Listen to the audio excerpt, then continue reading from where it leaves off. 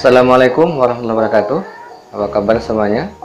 Mudah-mudahan sehat, tetap semangat dalam belajar sejarah supaya kita bisa cerdas belajar dari sejarah.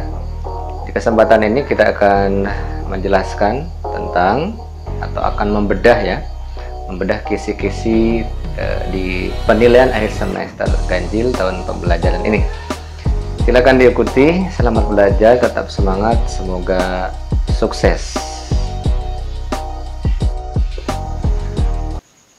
Pertama, menganalisis perekonomian masyarakat Makkah sebelum Islam. Berarti ini logikanya, profesi apa di bidang apa yang logis masyarakat Makkah lakukan sebelum adanya agama Islam. Kemudian yang kedua, misi dakwah Nabi Muhammad sebagai rahmat bagi seluruh alam semesta. Jadi kalau Nabi Muhammad sebagai rahmat itu berarti nanti hal-hal yang baik yang akan muncul dan berakibat baik di masyarakat. Kemudian menganalisis perjuangan Nabi Muhammad. Nabi Muhammad perjuangannya dalam memperjuangkan Islam itu, maka apakah ada perbaikan yang diperjuangkannya atau hanya memperjuangkan dari aspek misalnya perluasan wilayah atau seperti apa. Ini yang ketiga ya. Kemudian yang keempat, ketika menganalisis kondisi masyarakat Mekah sebelum Islam.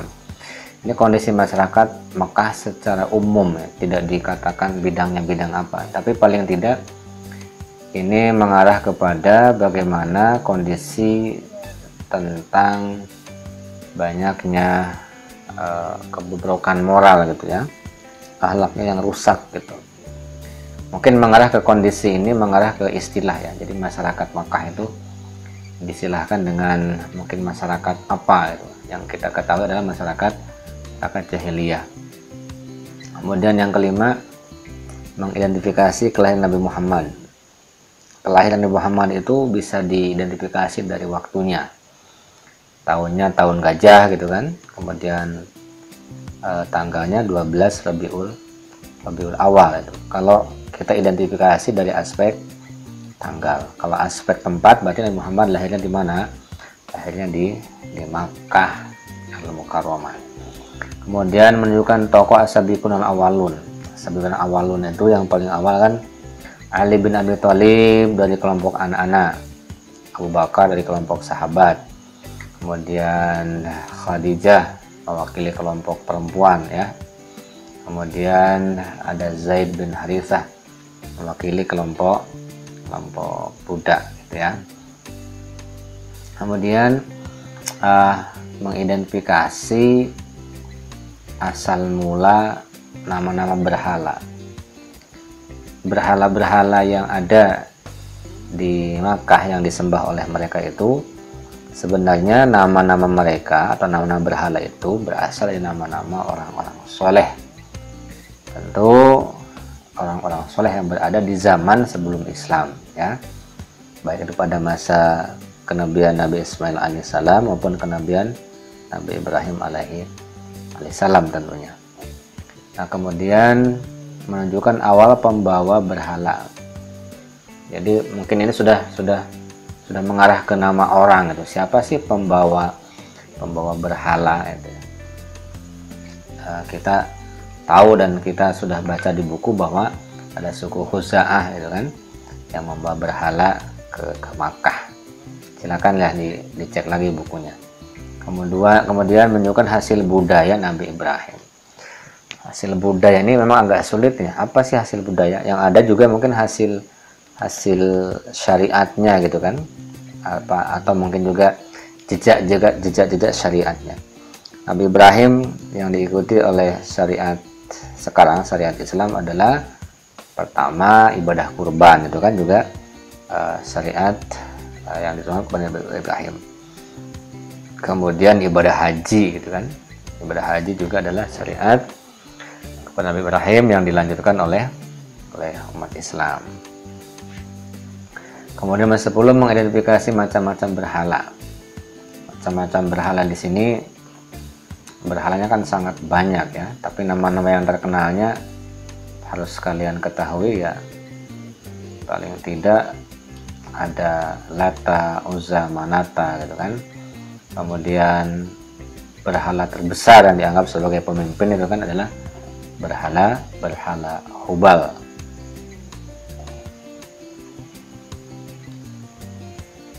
Kemudian berikutnya menunjukkan nama malaikat pembawa wahyu. Ini sudah spesifik lah. Malaikat yang membawa wahyu untuk Nabi Muhammad SAW. Kita sudah tahu semuanya lah, malaikat Jibril kalau ini ya. Mungkin mengarahnya ke sana, tapi walau alam nih. Kemudian nomor 12 mengidentifikasi makna turunnya Al-Quran. Makna turunnya Al-Quran. Makna di sini bisa jadi kisi-kisi ini mengarah kepada turun itu biasa kita peringati misalnya Nuzulul Quran kan begitu ya. Mungkin mengarah ke situ makna turunnya Al-Quran, atau makna turun Al-Quran sebagai hudal lil muttaqin misalnya, bermakna sebagai petunjuk bagi orang-orang yang bertakwa gitu. Bisa mengarah ke arah sana. Kemudian menunjukkan nama sebuah negeri yang ada dalam Al-Quran. Negeri yang ada di dalam Al-Quran gitu kan. Kalau misalnya kita baca misalnya ada surah Al-Balad ya, berarti Al-Balad di sini ada sebuah negeri. Di situ adalah negerinya adalah Makkah Al-Mukarramah. Nah, kemudian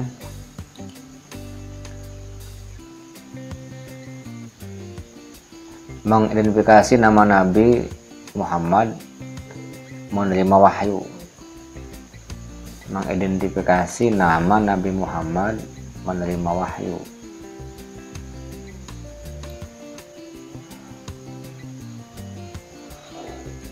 Mungkin di sini ada kata yang hilang nih, mengidentifikasi nama. Mungkin nama gua, mungkin nama bukit, mungkin nama tempat gitu kan.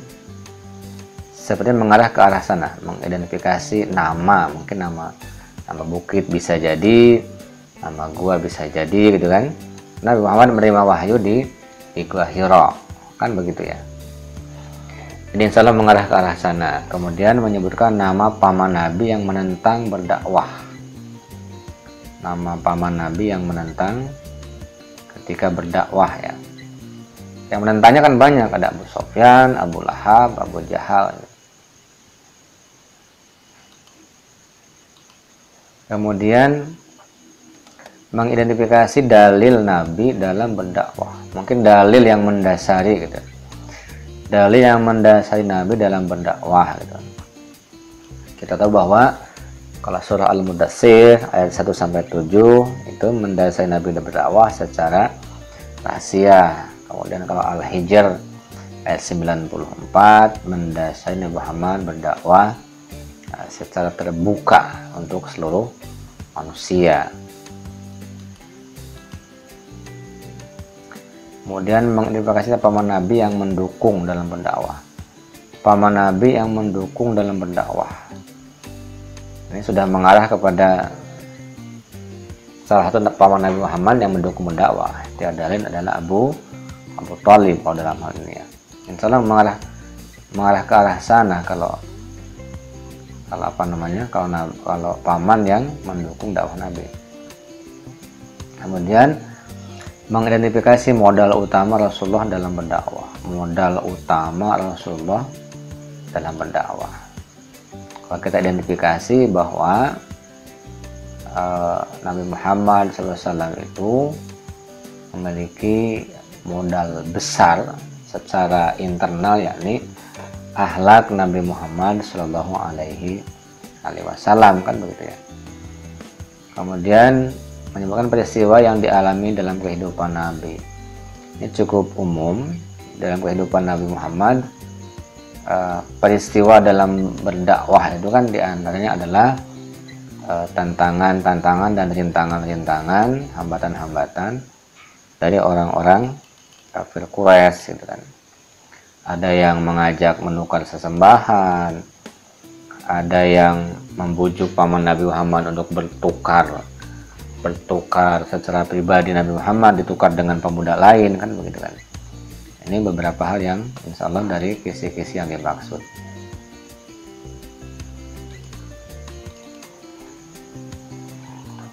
Kemudian mengidentifikasi makna surah Al-Kafirun. Mengidentifikasi makna surah Al-Kafirun.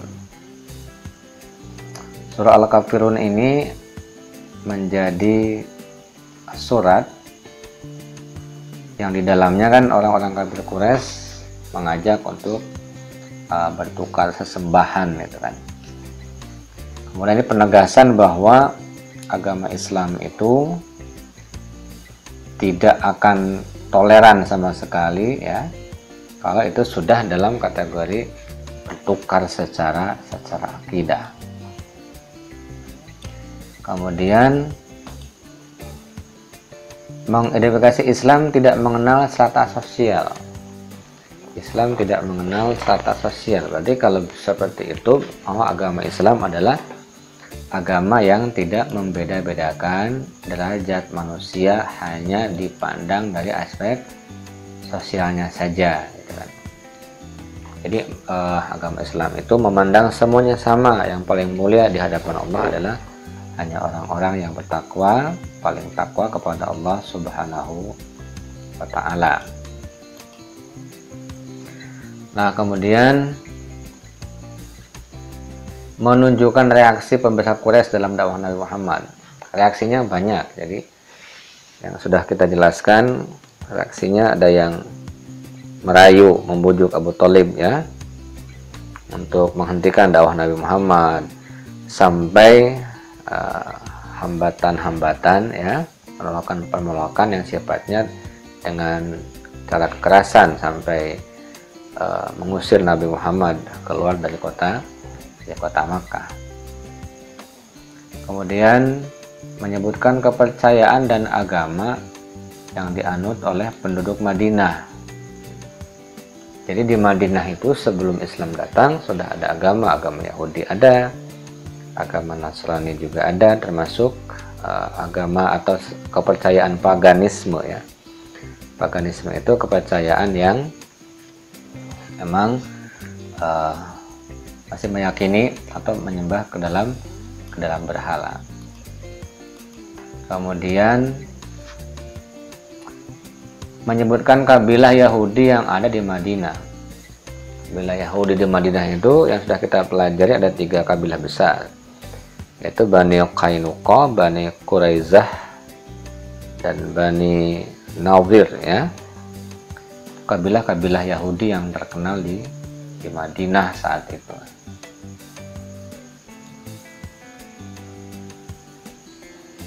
Nah, kemudian menunjukkan gubernur yang mengusulkan pembentukan kalender Islam kepada Umar bin Khattab. Ini sebenarnya kisi-kisi ini mungkin lebih tepatnya nanti ketika di zaman Khulafaur Rasyidin ya. Kemudian lanjut menjelaskan faktor yang mendorong Nabi Muhammad memilih hijrah ke Yatsrib dengan benar. Banyak faktornya kenapa Nabi memilih hijrah ke Yatsrib ya. Misalnya Yatsrib itu daerahnya subur. Kemudian Yatsrib itu di sana terdapat jalur kerabat ya, jalur kerabat dari Abdul Muthalib. Kemudian Nabi Muhammad juga pernah di Yatsrib gitu kan, ketika ziarah ke makam ayahnya ya. Jadi banyak faktor-faktor yang menjadikan Nabi Muhammad kenapa memilih Yatsrib atau Madinah sebagai tujuan hijrah.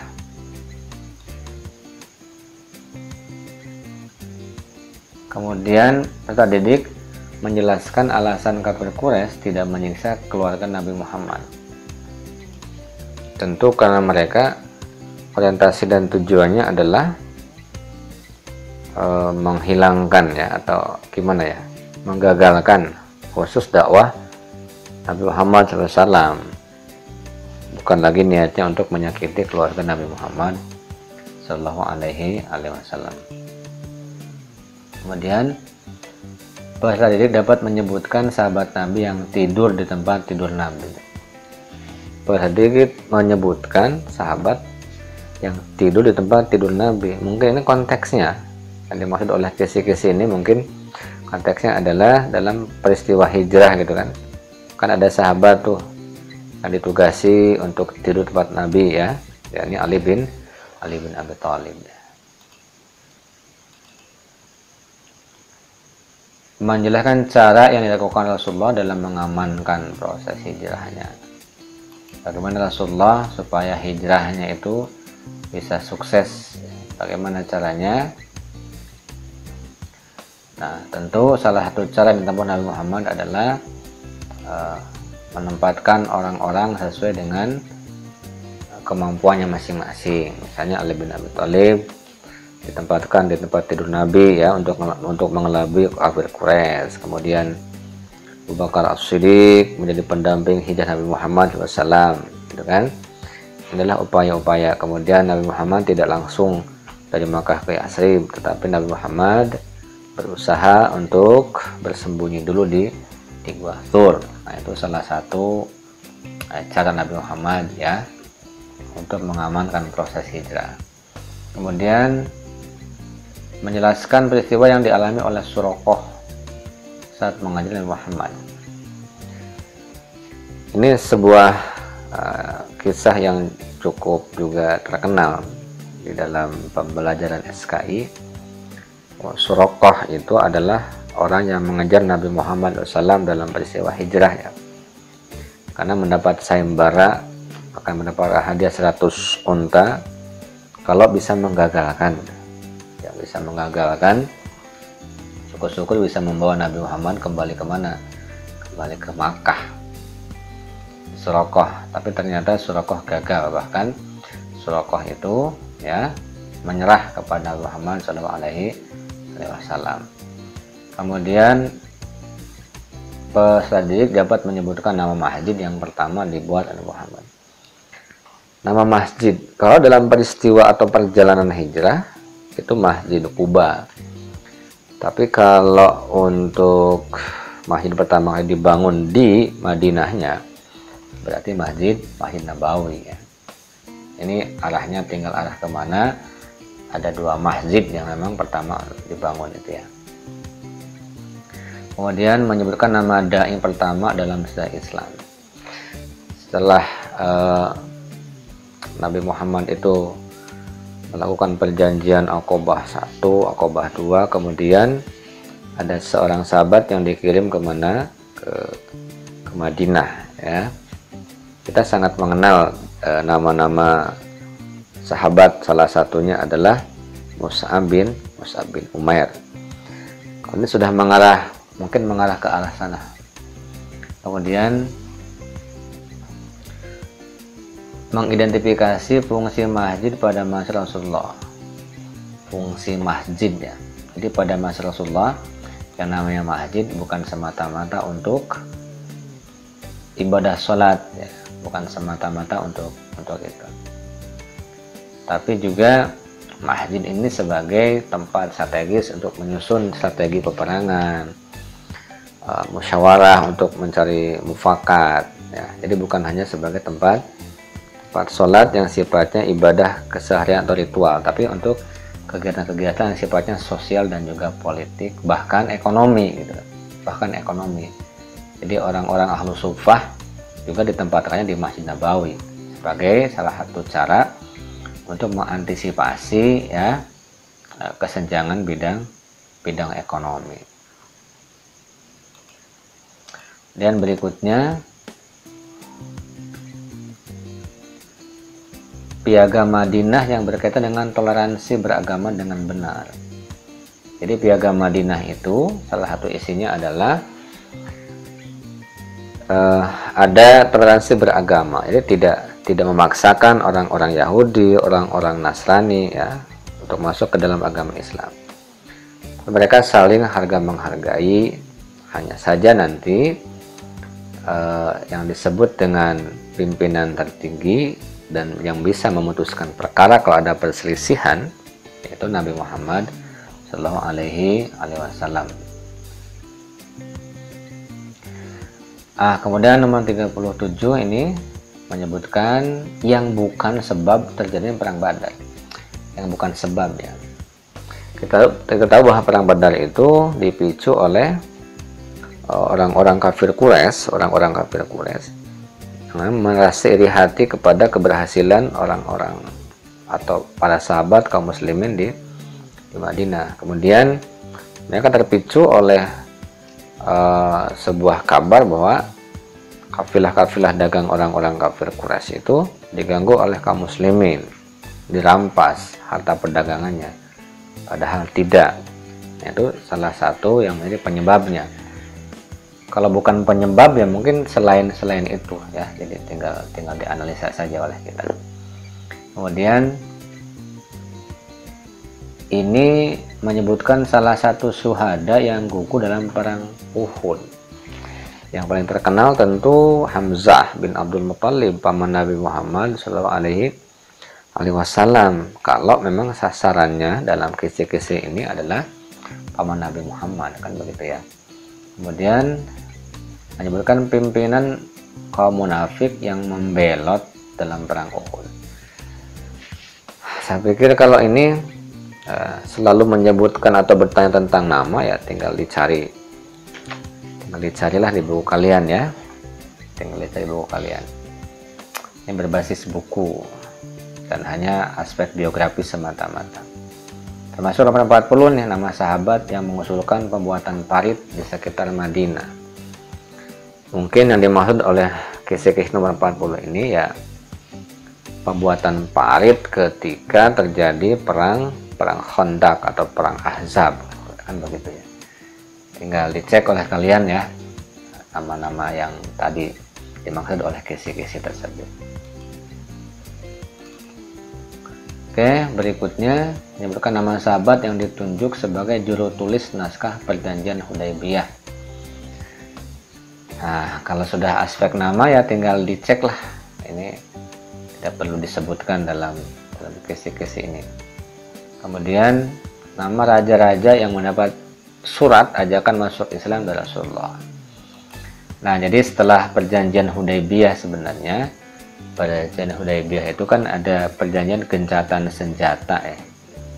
Gencatan senjata selama 10 tahun. Ini menjadi peluang bagi Rasulullah dan para sahabat untuk apa? Untuk berdakwah ke berbagai wilayah, ya, termasuk bisa berdakwah ke raja-raja yang saat itu belum masuk Islam, ya. Oleh kalian silakan dicek lah, ini kisah-kisahnya sangat-sangat spesifik. Saya pikir sudah mengarah ke nama-nama, ya. Jadi tidak perlu diungkapkan di dalam membedah kisah-kisah ini, ya. Termasuk ini menyebutkan waktu terjadinya Fathu Makkah, bukan Fathul sih sebenarnya, yang betul Fathu Makkah, ya.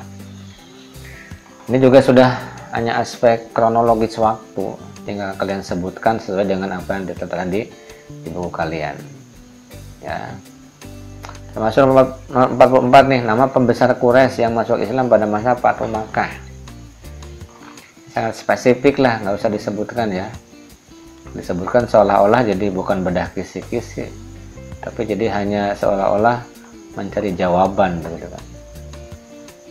Kemudian nama surat Al-Quran yang diturunkan pada masa Haji Wada. Nama surat Al-Quran juga sama di buku, sekilas saja kalian baca sudah bisa menjawab kisi-kisi ini, ya. Oke, 46 juga sangat jelas lah, 47 juga sangat jelas, ya, 48, 49, kemudian sampai 50, ya. Mungkin kalau nomor 49, ya, 49 bisa kita bedahnya begini, anak-anak, bahwa namanya pasar Islam itu kan dengan syariat, ya. Pertama, cirinya tentu tidak ada praktek riba di situ. Yang kedua, tidak ada unsur-unsur gharar atau tipu daya ya di dalam praktek perdagangannya. Kemudian tidak ada kecurangan, tidak ada menimbun barang ya supaya langka, kemudian ketika sudah langka barang dikeluarkan dengan harga yang sangat mahal. Nah, itu bukan ciri-ciri pasar bukan pasar Islami kalau melakukan praktek seperti itu ya. Ada ribanya, ada menimbun barangnya, ada sistem gorornya dan seterusnya. Kemudian nomor 50, ibrah. Ibrah itu bisa spirit, bisa keteladanan ya, bisa hikmah yang bisa diambil dari kegiatan ekonomi sebagaimana diajarkan Nabi Muhammad SAW. Tentu ibrahnya adalah bagaimana di zaman sekarang ini bisa menerapkan nilai-nilai ekonomi yang disampaikan Nabi Muhammad ya. Ada unsur di situ, ada unsur keterbukaan, tidak tipu daya, tidak ada penindasan kepada orang-orang lemah ya, tidak ada riba dan sejenisnya. Itu adalah ibrahnya ketika kita belajar tentang perekonomian di Madinah pada zaman Nabi Muhammad SAW. Ini termasuk ada sikap yang kuat, kemandirian ya dari para sahabat dan juga Nabi Muhammad yang sudah menyentuhkan ke hal itu. Demikian anak-anak lah, mudah-mudahan bermanfaat ya, walaupun ini ada beberapa kisi-kisi yang mungkin agak bias kalau kita bedah, tapi semoga bisa membantu dan sukses dalam ujiannya. Terima kasih. Assalamualaikum warahmatullahi wabarakatuh.